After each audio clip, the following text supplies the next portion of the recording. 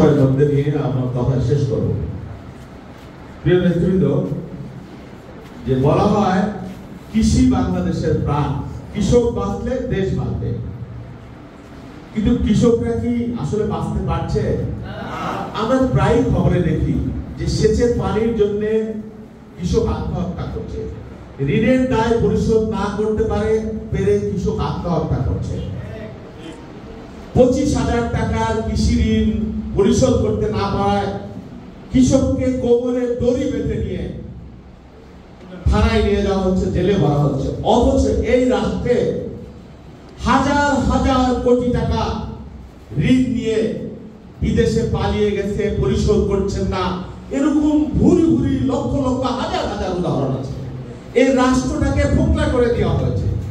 অথচ যারা কৃষক, কৃষি উৎপাদন করে, তাদের জীবন চলে না, তারা সন্তানের পড়ালেখা করতে পারে না, তারা বাবা মার চিকিৎসার খরচ জোটাতে পারে না, তারা কৃষি উৎপাদনের খরচ মেটাতে পারে না, সেচের পানির খরচ মেটাতে পারে না।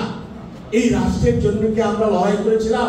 জিয়াউর রহমান মুক্তিযুদ্ধ করেছিল, আমাদের পূর্বপুরুষ এই বৈষম্যের জন্য কি মুক্তিযুদ্ধ করেছিল?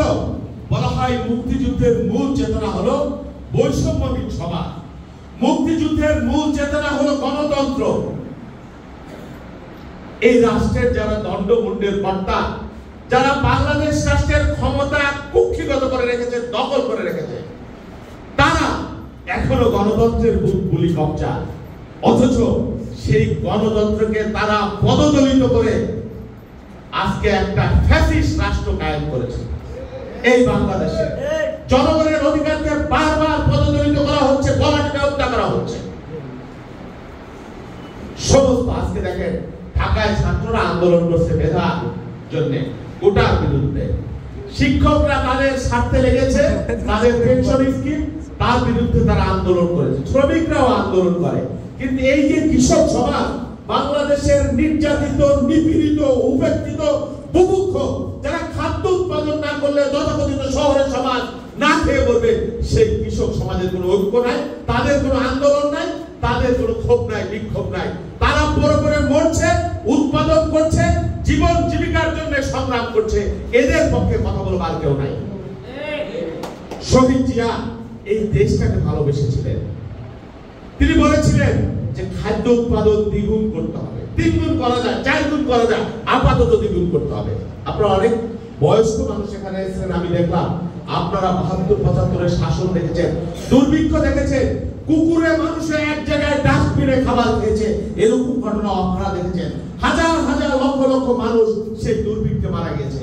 আওয়ামী লীগের লুটপাট, ব্যর্থতা, অপশাসন। নেতা বলেছিলেন সবাই পায় চোরের খনি, আমি পাইছি, সবাই পায় সোনার খনি, আমি পেয়েছি চোরের খনি। চাটার দল, আমি ভিক্ষা করে আনি, সব চাটার দল চেটে পুটে সব খেয়ে ফেলে। 7 কোটি কম্বল এনেছিলাম, আমার কম্বল আমি পেলাম না। তাদেরই তো পূর্বসূরীরা, তাদেরই তো প্রজন্ম আজকে এই যে লুট দেখছেন, লুণ্ঠন দেখছেন, চুরি দেখছেন, লুটপাট দেখছেন। শুধু বেনজির আর ওই যে মতিউর আর আজিজ, এরা কিন্তু একটা সিম্বল মাত্র। ওই যে হিমশৈলী দেখেন না, সেই হিমশৈলীর এক একটা মাত্র জোড়া। গোটা সরকার প্রথম টপ টু বটম সমস্ত তারা আজকে লুটেরা, দুর্বৃত্ত এবং গণতন্ত্রহীন, মানবতাহীন একটা সমাজ কায়েম করেছে। মানুষের ভোট ছাড়া মানুষের কাছে তাদের যেতে হয় না। এই যে পুলিশ বাহিনী, বেনজির বাহিনী তাদেরকে ক্ষমতায় রাখে, এই যে দুর্বৃত্ত লুটেরা বাহিনী তাদেরকে ক্ষমতায় রাখে। আর আরেকটা শক্তি আছে, আমাদের লড়াই তো শুধু শেখ হাসিনার বিরুদ্ধে আর আওয়ামী লীগের বিরুদ্ধে না। আওয়ামী লীগ এখন কোনো শক্তি না বাংলাদেশে, সত্যিকার অর্থে আওয়ামী লীগ কোনো রাজনৈতিক শক্তি না। এরা নীতিহীন, আদর্শহীন, এরা লুটেরা, দুর্বৃত্তের দলে পরিণত হয়েছে।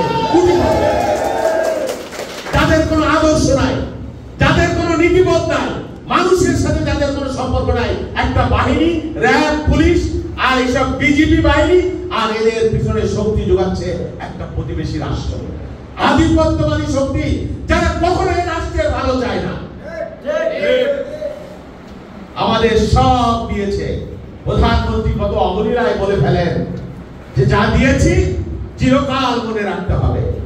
কি দিয়েছি সে কথা আর বলেন না, কি দেয়নি গ্রিড দিয়েছি, রেলপথ দিয়েছি, সড়কপথ দিয়েছি, নৌ দিয়েছি, বিদ্যুৎ কোম্পানি দিয়েছি, কি দেইনি আপনি বলেন? আর বিনিময়ে পেয়েছি নিপীড়ন, বিনিময়ে পেয়েছি মানুষের ভোটের অধিকার হরণ, বিনিময়ে পেয়েছি দাসত্ব। মৌলানা ভাসানী, আব্দুল হামিদ খান ভাসানী নাম জানেন, তিনি একবার বলেছিলেন যে পিন্ডির জিঞ্জির ছিন্ন করেছি, দিল্লির দাসত্ব করবার জন্য নয়। এই রাষ্ট্রটাকে, এদেশের মানুষকে আজকে এই নতজান সরকার, এই কৃতদাস সরকার দাস বানিয়ে রাখবার সমস্ত আয়োজন সম্পন্ন করেছে। শহীদ জিয়াউর রহমান এর বিরুদ্ধে মুক্তিযুদ্ধ, এর জন্য তো মুক্তিযুদ্ধ করেন নাই। বাংলাদেশের কৃষক খেতে পায় না, আর আপনাদের বিলাস বসন, আপনাদের সম্পদ তুলে ফেপে ওঠে। যার এমপি হবার আগে, মন্ত্রী হবার আগে যার 5 বিঘা সম্পত্তি ছিল না, 500 বিঘা হয়ে যায় রাতের বেলা। আলাদিনের আশ্চর্য চেহারা। যার 5 লক্ষ টাকা ছিল না, 500 কোটি টাকা হয়ে যায়। এক একজনের সম্পদ 100 গুণ, 200 গুণ, 500 গুণ বৃদ্ধি পায়। বাংলাদেশের টাকায় বিলেতে বাড়ি হয় 100, 200 এক একজনের সম্পত্তি হয়েছে। এই রেকর্ড আমরা দেখেছি, আপনারাও জানেন। বাংলাদেশের টাকায় সিঙ্গাপুরের শীর্ষপতি হয়েছে এই লুটেরার দল। বাংলাদেশের টাকায় দুবাইয়ে সম্পত্তি করেছে, রিয়েল এস্টেট খাতে মিলিয়ন মিলিয়ন ডলার বিনিয়োগ করেছে এরা।